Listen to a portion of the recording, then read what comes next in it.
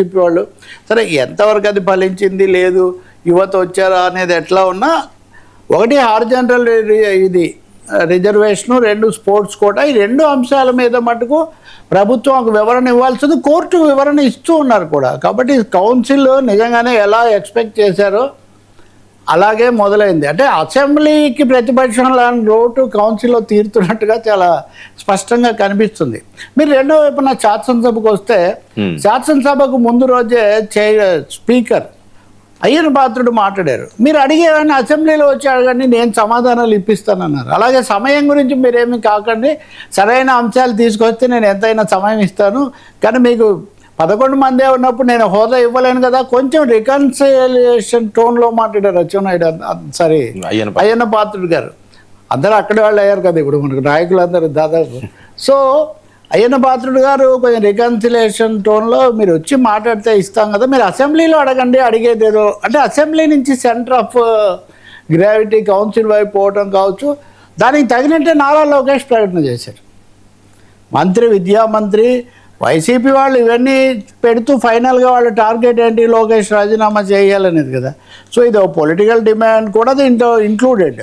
లోకేష్ ఏంటంటే మేము ఎప్పుడు లేనట్టుగా జరిపి ఇన్ని వేల మందికి ఉద్యోగాలు ఇచ్చాము, మీరు 5 ఏళ్లలో జరపలేదు, ఇప్పుడు మామూలు ఆపాలనుకుంటున్నారు, మేము ప్రతి సంవత్సరం కూడా డిఎస్సి ఇలాగే జరిపి ఉద్యోగాలు ఇస్తాము అని. అయితే ఆయన చెప్పారు వివరంగా, వైసీపీ వాళ్ళు పక్కదో పట్టిస్తున్నారు ఇదంతా. అయితే ఇక్కడ ఒక చిన్న ఏమొచ్చిందంటే 2 విషయాలు, దీని మీద కూడా మళ్ళీ వాళ్ళు వైసీపీ వాళ్ళ వాదన చూపింటే ప్రతిపక్షం అదే కదా సభలో.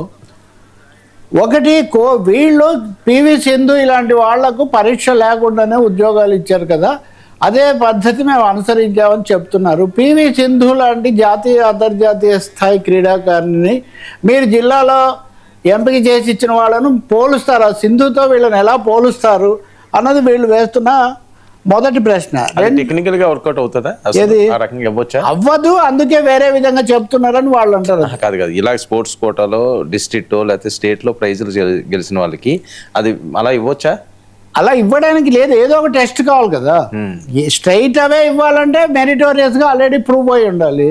స్పోర్ట్స్ కోటాలో అందుకనే జీవో మార్చారు. That's what I'm telling. Second part వాళ్ళ వాదన ఏంటంటే, స్పోర్ట్స్ కోటా నియామకాలపై వివాదం నేపథ్యంలో ప్రభుత్వం గతంలో జారీ చేసిన జీవో 47 రద్దు చేసి కొత్తగా జీవో 56 తీసుకొచ్చారు. జీవో 56 ప్రభుత్వం మళ్ళీ ఇష్యూ చేసేసింది ఆల్రెడీ. ఈ జీవో 56 ప్రకారం స్పోర్ట్స్ కోటా వాళ్ళకు టెస్ట్ రాయాలి. సో ఇప్పుడు వైసీపీ వాళ్ళ వాదన ఏంటంటే, లేదా విమర్శలు కొన్ని ఏంటంటే, మీరు ఇప్పటికే ఒప్పేసుకున్నారు, 47 జీవో స్థానంలో 56 జీవో తెచ్చారు, సింధులాగా వీళ్ళకి ఉద్యోగాలు ఇచ్చామన్నదాన్ని ఎవరు ఒప్పుకోరు. ఎట్లాగో ఆమె అంతర్జాతీయ క్రీడాకారిణి కాబట్టి ఒక విధంగా ప్రభుత్వం కొంతవరకు దిద్దుబాటు చేసుకుంది. దిద్దుబాటు చేసుకొని కూడా రాజకీయంగా చేస్తున్నారని. ఇక్కడ నిజానికి ఇద్దరు దిద్దుబాటు చేసుకున్నారు.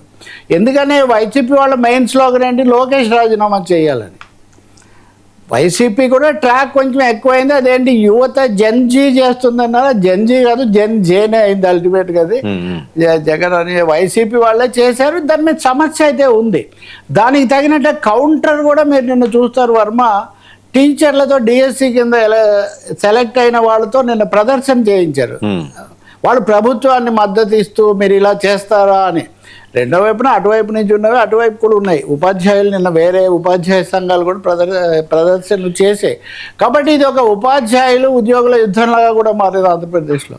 మీరు చూస్తే బొప్పరాజు వెంకటేశ్వరరావు ఆయన నిన్న మాకు ఇచ్చిన మాటలన్నీ తప్పారు, ఇట్లా అయితే ఉద్యోగులు యుద్ధంలోకి వస్తారని. కాబట్టి మొదటి రోజే చాలా హై పిచ్కి వెళ్ళింది శాసనసభ సమావేశాలు. ఇందులో ఖచ్చితంగా కౌన్సిల్లో వాళ్ళ అజెండా ప్రకారం వేడి పెరిగింది. అచ్చెన్నాయుడు ఆయన ఆవేశం వాటిని బట్టి కానీ, అలాగే నాదెండ్ల మనోహర్ కాస్త చక్రం అడ్డం వేసిన తీరు, వీటన్నిటితో కౌన్సిల్ అలా అయింది. లోకేష్ మేము చెప్పలేదని కాకుండా ఆయన కౌన్సిల్లో చెప్పొచ్చు నిజానికి ఇదే, అది ఇక్కడ చెప్పి రాజకీయంగా వాళ్ళు అనుసరించాల్సింది వాళ్ళు అనుసరించారు. ఇంకా తర్వాత ఏం జరుగుతుంది, వైసీపీ దీన్నే పట్టుకుంటుందా అది చూడాలి మనం. పార్లమెంట్లో ఆ పరీక్ష లీక్, జంతర్ మంతరు, అయోధ్య రామ మందిరం, ఈ 2 అంశాల మీద పార్లమెంట్లో ఇంకేమీ రాలేదు. మరి అటువంటిదే కౌన్సిల్లో జరిగితే 1-2 రోజులు దీని మీద ప్రతిష్టంభన కొనసాగే అవకాశం ఉంది. We have to watch. ఒకవేళ లోకేష్ సభకు వచ్చి ఓ ప్రకటన చేస్తారా, వీళ్ళు రాజీనామా నినాదాలు ఇస్తారా, ఏం జరుగుతుందో. కానీ డిఎస్సి అనేది ఒక బాంబు